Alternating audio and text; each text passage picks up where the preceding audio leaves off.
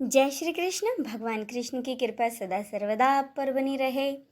इससे पहले के अध्याय में हमने जाना श्री भगवान का अर्जुन को अपने ऐश्वर्य के बारे में बताना। अब सुनिए उससे आगे की कथा। अर्जुन बोले, हे भगवान, मुझ पर अनुग्रह करने के लिए आपने जो परम गोपनीय अध्यात्म विषयक वचन अर्थात उपदेश कहा है, उससे मेरा सारा अज्ञान नष्ट हो गया है।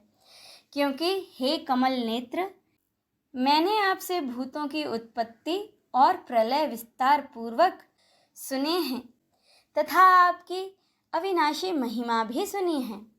हे परमेश्वर, आप अपने को जैसा कहते हैं यह ठीक ऐसा ही है, परंतु हे पुरुषोत्तम, आपके ज्ञान, ऐश्वर्य, शक्ति, बल, वीर्य और तेज से युक्त ऐश्वर्य रूप को मैं प्रत्यक्ष देखना चाहता हूँ।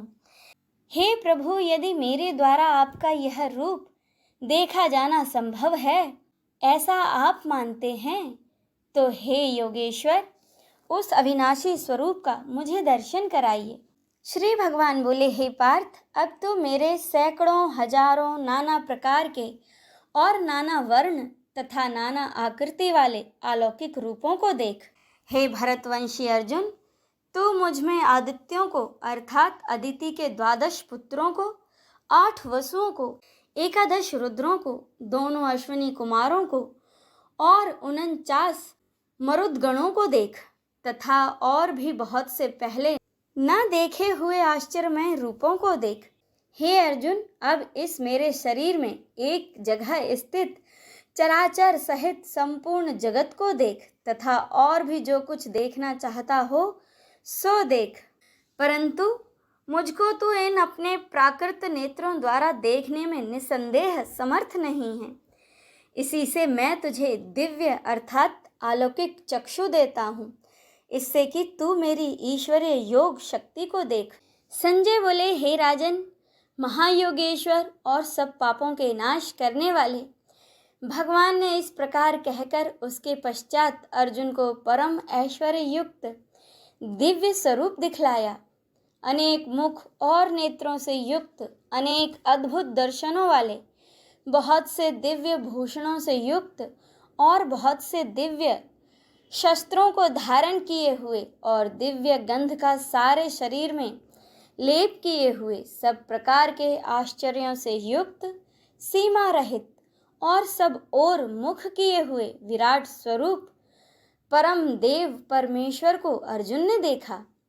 आकाश में हजारों सूर्यों के एक साथ उदय होने से उत्पन्न जो प्रकाश हो, वह भी उस विश्व रूप परमात्मा के प्रकाश के सदृश्य अर्थात समान कदाचित ही हो। पांडु पुत्र अर्जुन ने उस समय अनेक प्रकार से विभक्त अर्थात अलग अलग संपूर्ण जगत को देवों के देव श्री कृष्ण भगवान के उस शरीर में एक जगह स्थित देखा।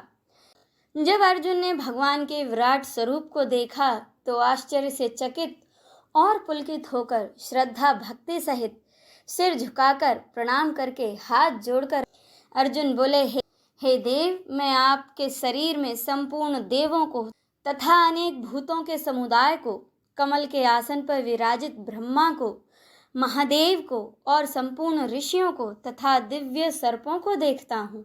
हे संपूर्ण विश्व के स्वामी, आपको अनेक भुजा, पेट, मुख और नेत्रों से युक्त तथा सब ओर से अनंत रूपों वाला देखता हूँ। हे विश्व रूप, मैं आपके न अंत को देखता हूँ, न मध्य को और न आदि को ही।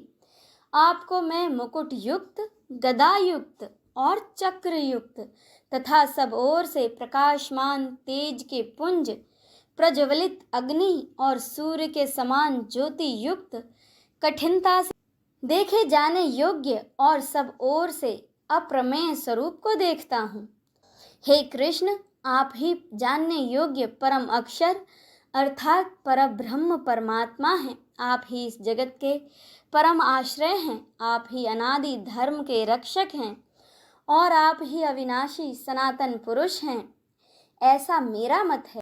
आप आदि, अंत और मध्य से रहित हैं, अनंत सामर्थ्य से युक्त, अनंत भुजा वाले, चंद्र सूर्य रूप नेत्रों वाले, प्रज्वलित अग्नि रूप मुख वाले और अपने तेज से इस जगत को संतृप्त करते हुए देखता हूँ। हे महात्मन, यह स्वर्ग और पृथ्वी के बीच का संपूर्ण आकाश तथा सब दिशाएं एक आपसे ही परिपूर्ण हैं, एक आपसे ही परिपूर्ण हैं तथा आपके इस अलौकिक और भयंकर रूप को देखकर तीनों लोक अति व्यथा को प्राप्त हो रहे हैं, अर्थात भयभीत हो रहे हैं। वे ही देवताओं के समूह आप में प्रवेश करते हैं और कुछ भयभीत होकर हाथ जोड़े आपके नाम और गुणों का उच्चारण करते हैं तथा महर्षि और सिद्धों के समुदाय कल्याण हो ऐसा कहकर उत्तम उत्तम स्तोत्रों द्वारा आपकी स्तुति करते हैं।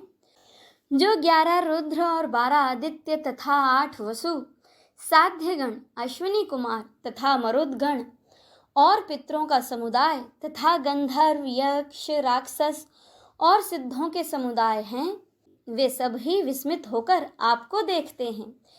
हे महाभाव, आपके बहुत से मुख और नेत्रों वाले, बहुत से हाथ, जंघा और पैरों वाले, बहुत से उदरों वाले और बहुत सी दाढ़ों के कारण अत्यंत विकराल महान रूप को देखकर सब लोग व्याकुल हो रहे हैं तथा मैं भी व्याकुल हो रहा हूँ, क्योंकि हे विष्णु, आकाश को स्पर्श करने वाले दिव्य अनेक वर्णों से युक्त तथा फैलाए हुए मुख और प्रकाशमान विशाल नेत्रों से युक्त आपको देखकर भयभीत अंतःकरण वाला मैं धीरज और शांति नहीं पाता हूँ।